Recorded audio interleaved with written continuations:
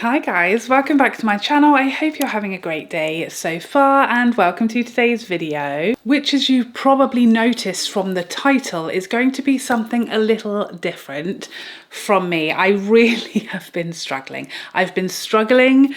I almost decided not to film today because I've been struggling so much, and I had planned another video that I wanted to film today, that I was going to film today, and I just don't have it in me, which has been the case for the last couple of months now. So I thought, instead of forcing a smile and pretending everything's okay and doing a rubbish job with some content that I'm just not in the place to deliver properly to you guys today, I'm just going to be honest instead. I'm going to talk about what is going on with me, why I haven't been getting videos up as I usually would, with the regularity and the frequency as I usually would, why I don't have my usual energy. We're going to talk about it and stop hiding and pretending everything's okay, because don't we do that far too much?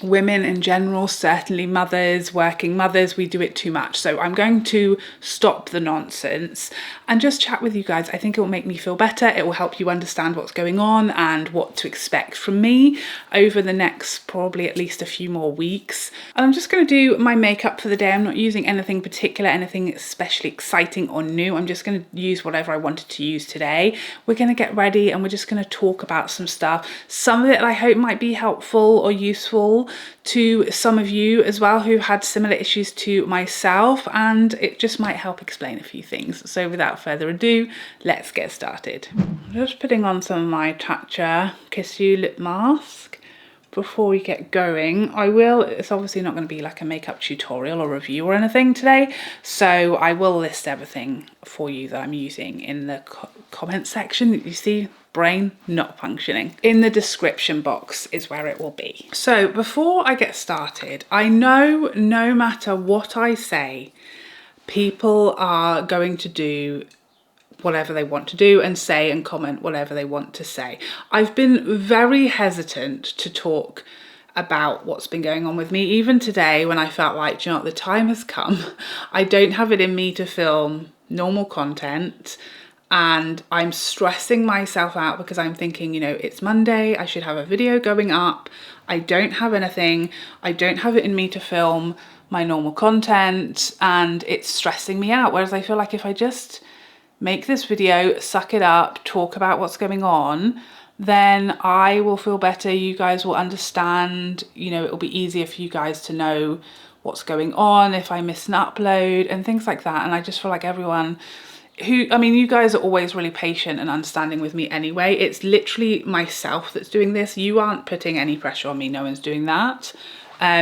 I'm doing it, which is typical, isn't it? We just put all this pressure on ourselves that, you know, I'm always thinking I have to get a video up Monday, Wednesday, Friday. That's my upload schedule. But who is policing that? Okay, no one usually even notices if I miss an upload other than me, and I think I've committed some kind of horrifying crime against humanity, and no one really cares.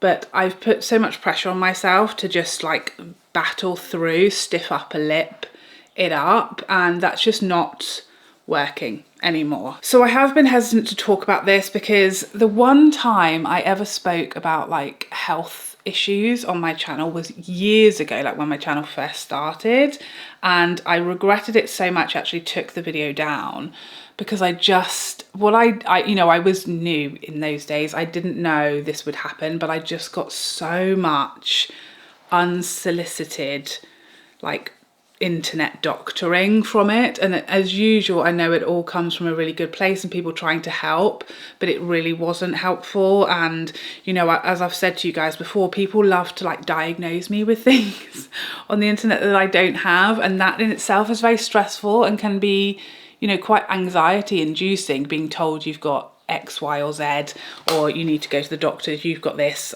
like you need to have this checked. I get that a lot, as do all content creators. I've spoken to so many of my friends. We're all getting diagnosed with things on a daily basis, and that's just not very good for anyone's mental health, let me tell you. So I know that people are going to say and do what they want to do anyway, and they're going to tell themselves that it's coming from a good place and that they're helping me, but I would really love it if I did not get all of those usual, you know, disagreeing with what my diagnosis is and what my issues are and my health and all of my symptoms and things like that.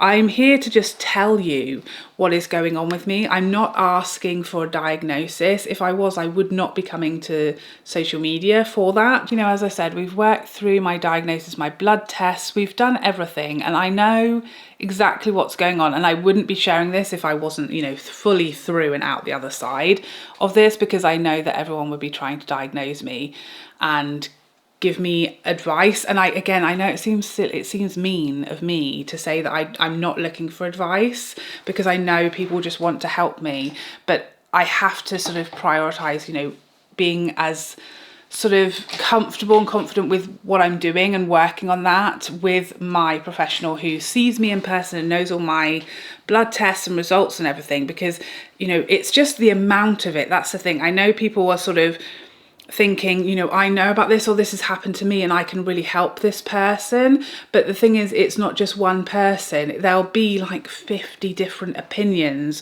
on what is wrong with me, and that my doctor's wrong, and that I need to be doing this, or I need to be doing that. And if you think of it like that, as opposed to I'm just trying to help this person, think of it like this person is getting overwhelmed and bombarded with dozens of opinions and different, you know, opinions and thoughts and advices, when they haven't asked for it, and actually they have the one person who they're working with that knows them, that is dealing with this already. It's very overwhelming and confusing and stressful.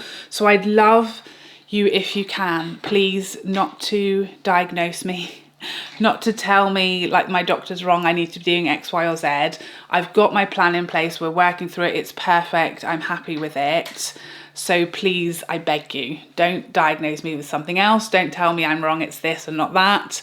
Please know that from, you know, the medical standpoint, we're sorted, we're confident. We're just trying to get to the other side of this. Why can I literally never find the brush I want? So last summer, during last year's summer holidays, I started experiencing a whole load of strange like health symptoms. And at first it was, you know, like just random strange things. Like I was getting very cold all the time and having quite a lot of dizzy spells and just feeling a bit strange a lot of the time. I was getting heart palpitations, really high heart rate. You know, I wear a watch that tells me my heart rate. My heart rate was quite often, I would just be sitting at rest and my heart rate would be like, I don't know, 110, 115 beats out of nowhere. I would feel like really breathless all the time. So of course I went to the doctors. We had all kinds of blood tests, all kinds of stuff went down with my symptoms and everything.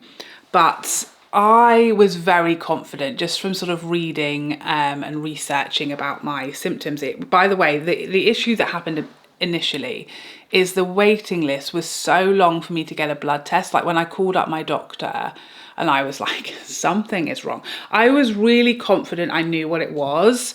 It seemed like really textbook, really obvious that this was iron deficiency. That's what it seemed like. All of the symptoms kind of pointed to that. It's something I'm kind of familiar with from other people in my life, and it just sounded like this was textbook symptoms. You Google iron deficiency symptoms, I literally had every single one on there. So I called up my doctor, they booked me in for a blood test, but I had to wait 3 weeks just to get the blood test. And so I'd had this appointment with the doctor. I went to the GP, had this appointment before my blood tests had come back, before I'd even had them.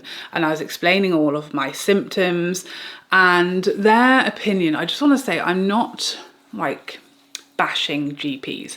The thing about GPs here is that they're almost like, I mean this with love, they're like a jack of all trades, and that's not a slight against them, but they literally have to sort of deal with and see, you know, every single health condition going. They can't possibly be experts on every single one of them. You know, a GP has a very tough job and they have a huge number of patients day to day with a huge number of different issues.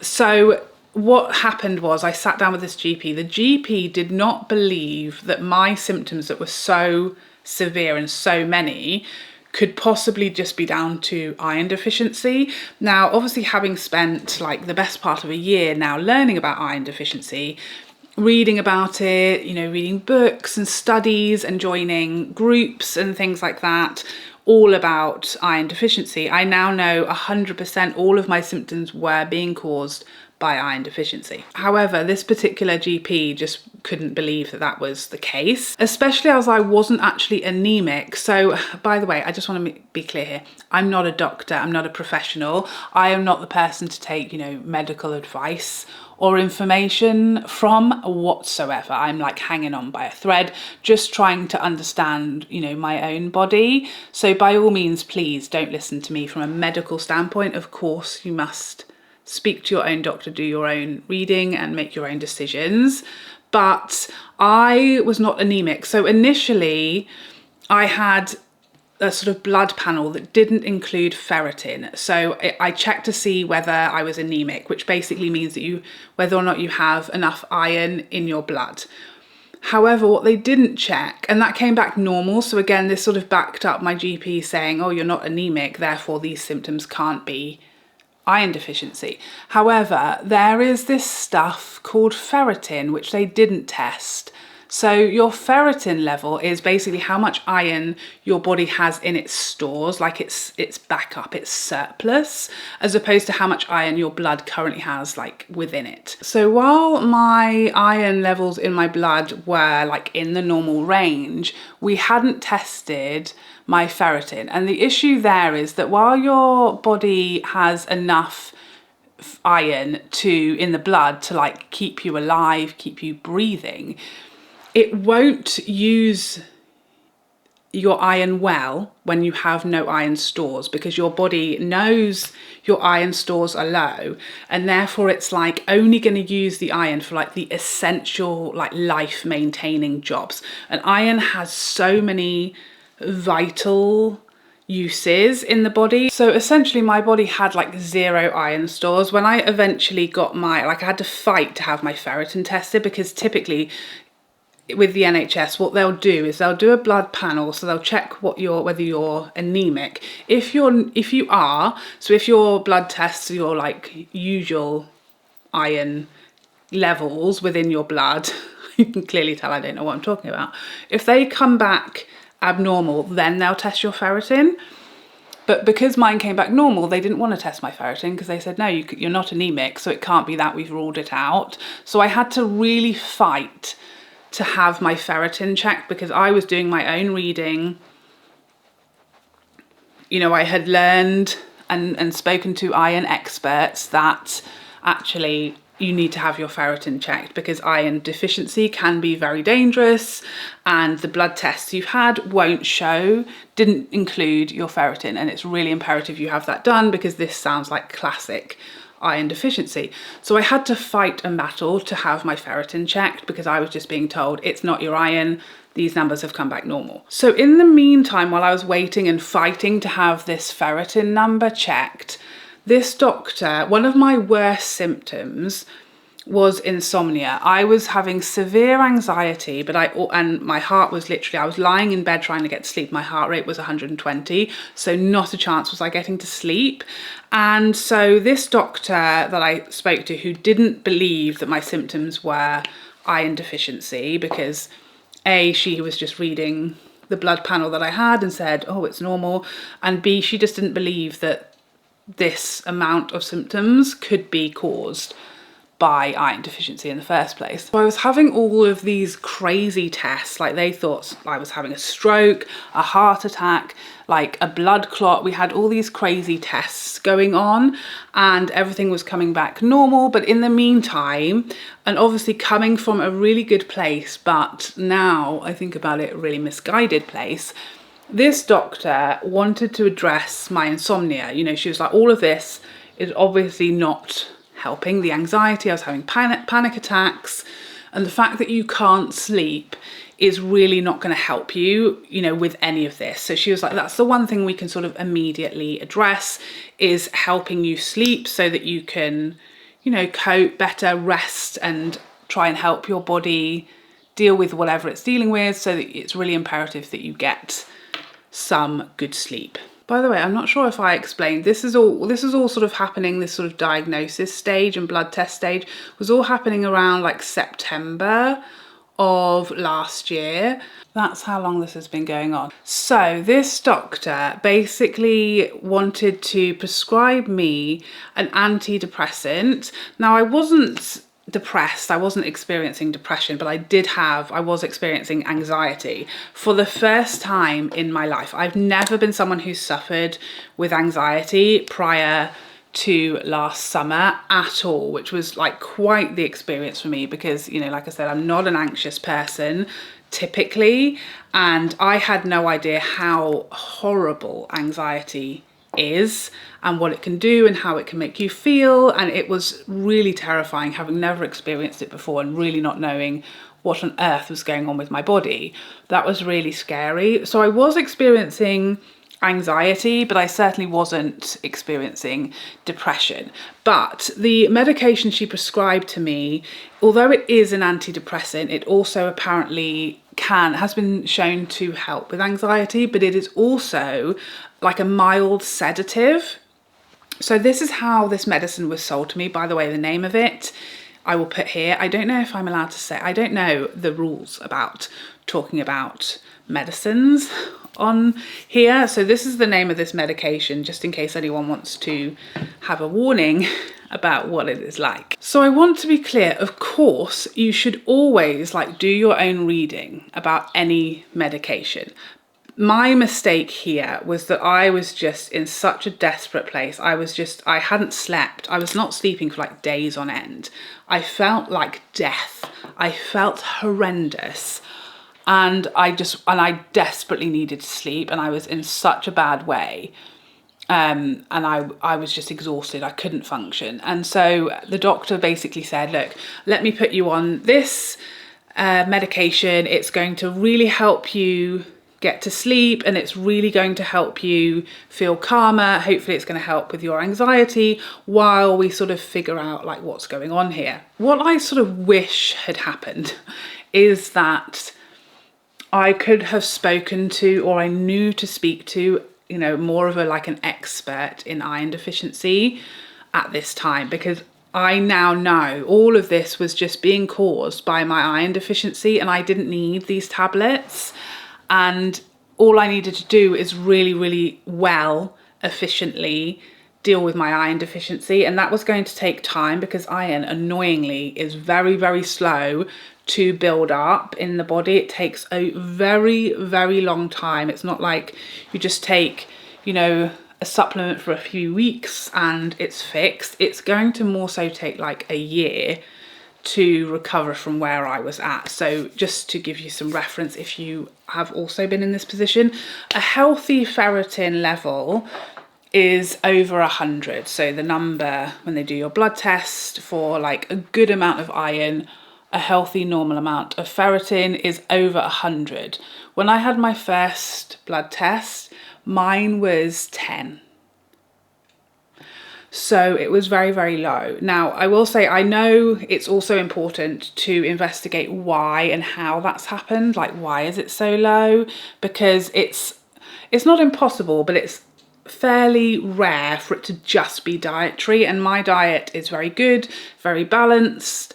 And so I know that hasn't happened just from me, you know, not eating enough leafy greens and meat. Let's just put it that way. So, you know, I am fully aware of exactly how this happened, how it happened for me, and what is a really common cause of iron deficiency in women is childbirth, pregnancy, that whole package. Now, I had 2 children very close together. So my children are less than 2 years apart.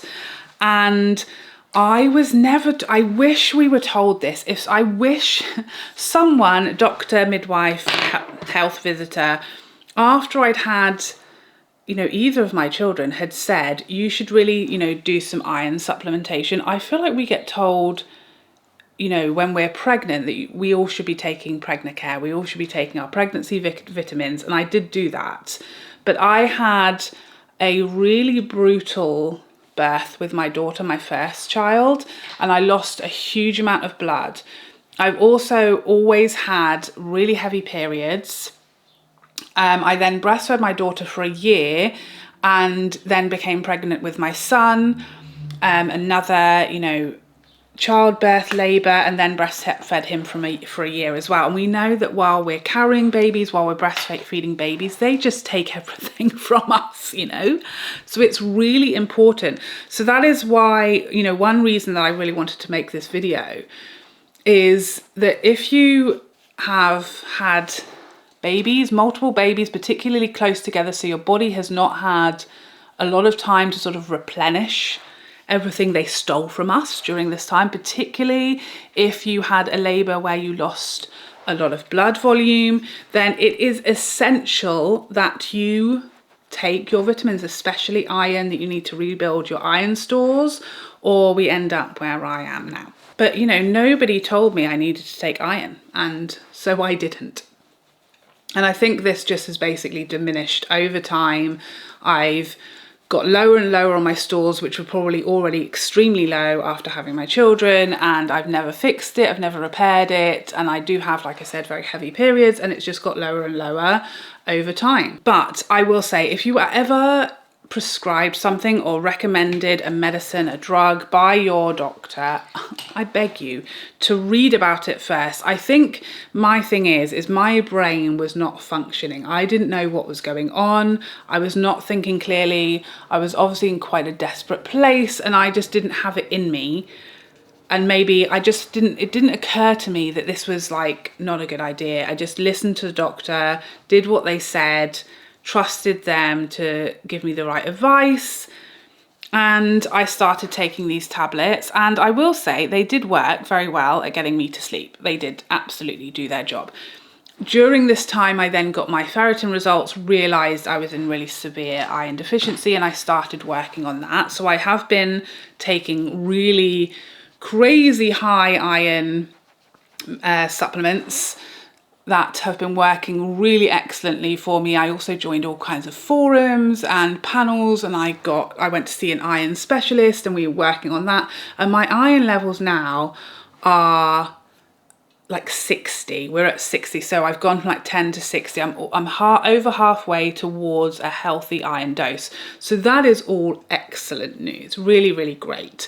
But for me, this drug that I was put on that was going to help me sleep, I never really wanted to be on it forever. You know, it's an antidepressant. I didn't need that. I wasn't depressed. It was to help me sleep. It was only sort of ever seen for me as like a temporary solution to that specific bit of this problem, and just to help me sleep. So I decided I wanted to come off of it. I'm not really a fan of taking like medicines at the best of time. Like, I'm literally someone who won't take paracetamol when I've got a headache. I don't really like taking tablets at all, which I know is silly in a lot of cases. But I was certainly not wanting to stay on this like medicine for forever. So I decided, you know, once all of my sort of iron deficiency symptoms were clearing up, my anxiety had almost completely disappeared. I haven't had a panic attack really since the summer. And just everything is getting way, way better. My eyes, the whites of my eyes had gone almost completely blue. Like down here in the, you know, under your eyeball was white.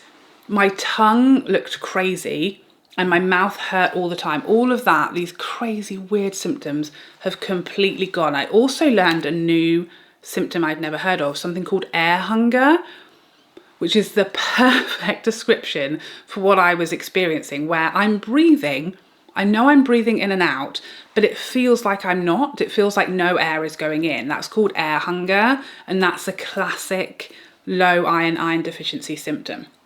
That was really reassuring when I learned about this, because it's a horrible feeling to feel like you can't breathe and yet there's nothing stopping you breathing. Very strange and scary. So all of my sort of iron stuff was really going great. All the symptoms were diminishing. I was feeling great. As far as all of those symptoms, everything was very clearly going in the right direction, which is also good because I can feel super confident that that is definitely what was wrong, you know, because of the improvement since I started really cranking up some crazy supplementation. I did, by the way, just in case anyone's wondering, consider a an iron infusion. You can get an infusion, not like the NHS do not want to do it, but you can pay privately for it. But I read a lot about it and I was just too scared to do that. It seemed like there could be a lot of side effects, and given what I was already experiencing, I didn't want any more.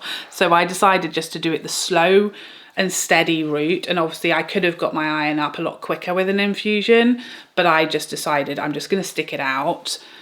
And I know it's going to take a lot longer this way, but I just was too scared to have an infusion. But again, something you should read about and make your own decision on. So I was pretty confident that it was the iron that was causing my anxiety and my insomnia as well, and therefore I decided I didn't want to keep taking this antidepressant that I didn't feel like I needed or wanted to keep taking.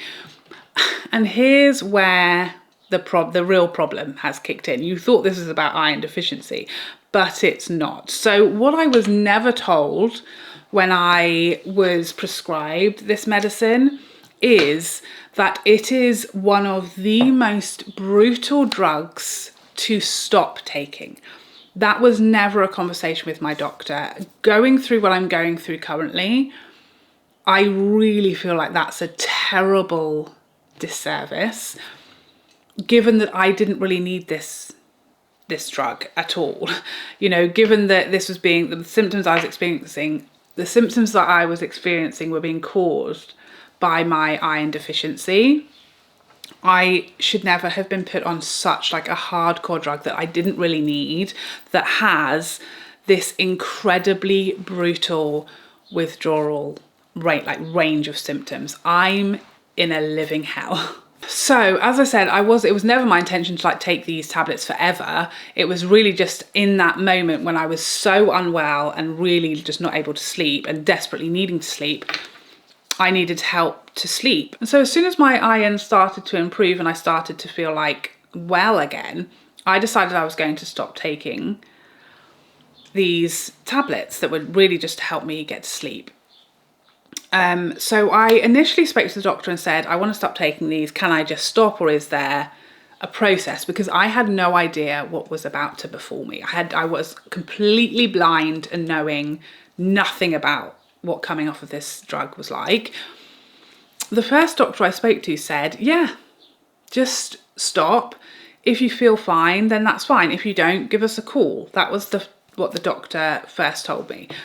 So what happened is I stopped. I just didn't take my tablet that night, and it was horrendous. I can't really describe what it was like that first day when I just stopped taking my tablet, because that was what I was told to do. But I was basically getting electric shocks. That's what it felt like. I was trying to go to sleep, and I would start to go to sleep because a lot of it was still in my system. So I still had like that sedative effect that I was, you know, hardly able to stay awake all day long. And then I was being electrocuted is what it felt like over and over again that night. I couldn't even lie down. I was like getting up because it was like terrifying, as you can imagine. And I had no idea what was happening to me because the doctor had literally said, yeah, it's fine, just stop. So I didn't even really know that what I was experiencing was like withdrawal. Until the next day when I called up, and they actually put me through this time to a clinical pharmacist who was horrified that I had been told just to stop this medicine, and said, absolutely not. It's very dangerous to do that. You need to taper down very, very slowly, like a quarter of a tablet at a time for months until you're off. And you're going to experience a lot of symptoms, there's a whole plethora of fun things that you're going to be experiencing over the next several months that nobody thought to mention at the time I signed up to start taking this. And I will, as I said at the beginning, take the responsibility that I should have researched it. But at the time, I just blindly, stupidly trusted the doctor was doing the right thing for me. And yeah, please learn from me. Don't blindly trust your doctor with the medicine they give you. At least, you know, ask questions, read up on it first, because I wish I had done that. And doctors are amazing and we should listen to them, but we should ask questions and we should do our own due diligence as well. So what this looked like for me after having that night when I was being electrocuted all night long, I went back to taking 3/4 of a tablet each night instead of one, and I did that for a few weeks. Did that stop me experiencing horrible symptoms? No. I spent several nights up all night throwing up. I was violently sick day after day.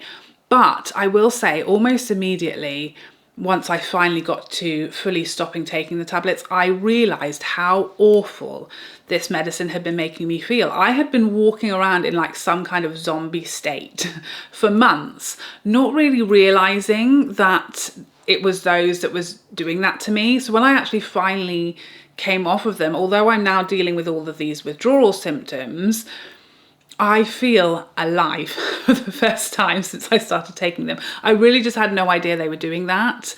They were just making me feel like drowsy and in a bit of a daze all of the time. And now I just feel like so much better, but I'm dealing with really brutal withdrawal, and I am going to be for some time. I think I'm in week 6 of stopping taking them altogether. So I tapered down. I think I started this in like January, going from 1 tablet down to 3/4 to half to 1/4 and then off. So it took me quite a while, and that whole time I was experiencing huge amounts of vomiting, nausea, headaches, etc. There's a whole long list of it. It was very, very unpleasant. And now I have stopped altogether for, this is the 6th week, I think. And you'd think 6 weeks later, I'd be fine. But no, this is really serious stuff. And I've been told, and I've read a lot, I've joined some groups to, you know, support each other and just share our experiences and tips and things like that. And you can't really expect to be fully done with symptoms for like 2 to 3 months with this particular medicine. And so 6 weeks in, I am getting up some days and feeling completely fine. And then other days, like today, I feel so sick, I can hardly move. I haven't eaten anything yet today. It's, what time is it? It's 11 o'clock. And that, again, that is a problem when I'm still a low iron girly. We're still working on the iron. So not eating is a problem, because then I'll get really lightheaded because I have low iron still. So I am in a constant struggle at the moment between feeling sick as a dog, not wanting to eat anything. I have zero appetite whatsoever. And I don't even want to look at food or smell food whatsoever. Yet I know if I don't eat something, I'm going to start getting really woozy and lightheaded, and I need to take care of my body and look after my body from that perspective as well. So and I feel like I need to sit still a lot of the time. And then, you know, the next day I'll feel fine. The next day I'll feel like I can't move, I'm going to be sick again. And that is kind of where I'm at now. Initially, it was like every day was hell. Now it's like I'll go for, you know, a good few days feeling fine, and then I have a bad day. And it goes back and forth like that. So I'm very, very grateful. I'm very happy with where I am, because I feel amazing. I know it doesn't sound like it, but compared to how I felt in the summer, compared to how I felt like a few weeks ago, I'm significantly in a better place. So I know we're moving in the right direction, everything's getting better, and we're going to get through this. It's just a bit of a time thing and a waiting game. Today I woke up and there was not a chance I was going to sit down, put a plaster a happy face on and talk about, you know, makeup releases in this really jolly way, because I'm like dying. I can't, because I just feel sick as a pig. I feel sick, so sick. I've got to constantly drink water like non-stop, because that's the only thing that makes me feel better. And I'm really, really hungry. And it's so hard to like fake it on camera. You know, you guys can see it, I can feel it. It feels really disingenuous. And so I just don't want to do that. And I just don't have it in me some days. Some days I'll sit down, I'll battle through. Other days I can't. And I'm really stressing myself out, because I'm telling myself I have to upload Monday, Wednesday, Friday. I have to. I don't know who decided these rules. It was me.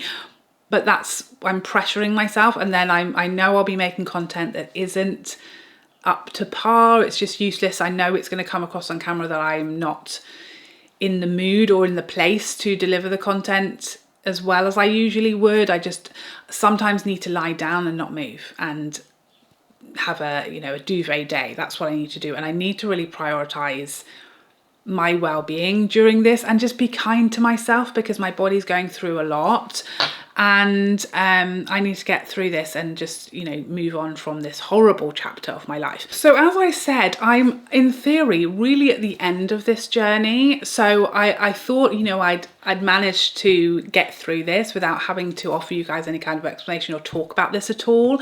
But clearly it's going to take longer than I thought, and I can't guarantee a number of videos or days for videos. So I just want to be upfront about that and the reasons why. But I also think this is a really important message here. Not just the one, there's numerous. One, women need iron, okay? We need iron, particularly if you've been through childbirth and labour. Please check your iron levels. If you have symptoms, look it up and have a read about it, and maybe go and get your ferritin checked, particularly if you've been told that you're not anemic and therefore these symptoms aren't iron related, but they didn't test your ferritin. That's really common. So push for a ferritin test as well. The other lesson is, don't be a dummy like me and just take the prescriptions you're told without a care or a thought in your pea brain. At least read up about them, at least ask questions. I know, you know, people talk about do your own research. I'm not qualified to do my own medical research. I'm very aware that any doctor, medical professional, pharmacist is going to do better research than me. I can't even read research and understand it. I'm not a medical professional. But what I should have absolutely done is ask the questions. What type of medicine is this? You know, what's the withdrawal process like? Do I really need this? I should have done that, but I was just feeling so unwell that when a sort of solution to one of my many problems was offered to me, I just like snatched it up without a care in the world. And now I'm paying for that. So, you know, learn from me, read, know what you're putting in your body, understand it, understand the consequences further down the line to what might seem like a quick fix to something. I have many regrets. But I did just want to come on here and talk about these things, because these are all really important things to talk about when it comes to, especially when it comes to women's health, because I feel like so often we're invalidated at the doctors. We're told we're making a fuss, or we're told this is normal for a woman, or you're probably in perimenopause is like the answer to everything. And it's not always. It could be that for sure. But it's not always, and we shouldn't just dismiss women and our concerns and our symptoms. We should really address them. We have to advocate for ourselves, because no one else is going to a lot of the time. So it's important to look after ourselves. It's important to understand quite how much pregnancy and childbirth can take from you, and actually we really need to look after ourselves and understand what it takes from our bodies to go through pregnancy, childbirth and breastfeeding. It literally robs everything out of your body, and we need to put it back. We need to restock after those things. And I feel like that is just completely neglected. Here, I don't know about other countries, but here I was categorically never told a day in my life that I needed to take post-pregnancy, post-childbirth with a huge amount of blood loss, and also breastfeeding, that I needed any particular, you know, people just tell you to take a random vitamin. It's not going to cut it. Not all vitamins are created equally. We need to be more mindful, look after our bodies more, particularly as we're getting older. And I have failed at that miserably. So yeah, a few reasons for making this video. One, transparency. If you think I look like an absolute box of frogs at the moment, I feel it too. Two, if I'm missing a video, you're only getting one this week or two, I just want you to understand why. I'm not giving up. I'm not leaving YouTube, not planning to anyway. I'm just struggling at the moment. I'm just doing what I can when I can. I'm really trying to prioritize my welfare, my well-being and my health. So that's why. But I also think all of these topics are really important for us to talk about, because it's certainly affects so many of us. One, just being dismissed or invalidated by doctors a huge amount of the time. Two, being told that women being unwell or struggling is like normal and we should just get on with it and accept that that's how our life is.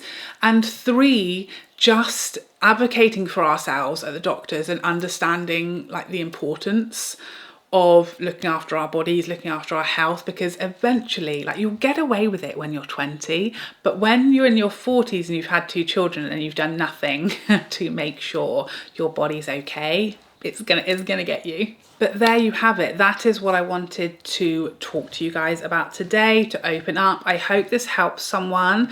I hope at the very least it's going to help me feel less terrible about letting you guys down and feel less pressure on myself to, you know, deliver a certain amount of videos and a certain amount of energy and all of that when I'm just really feeling like not okay.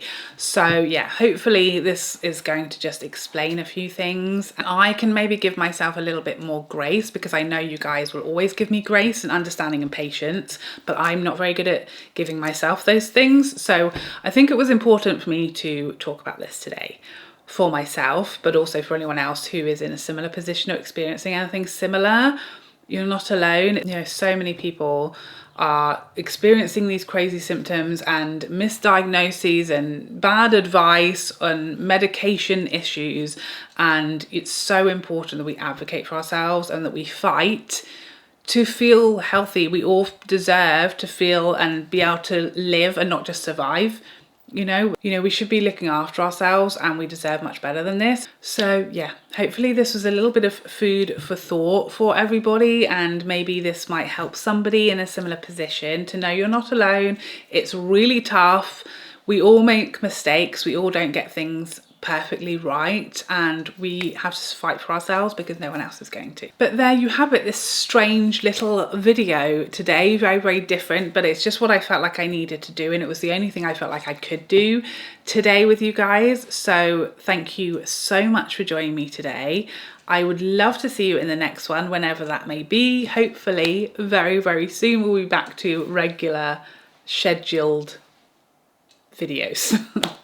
But until then, thank you so much for sticking with me. I would love to see you in the next one. Otherwise, take care for now. Bye, bye, bye, bye, bye.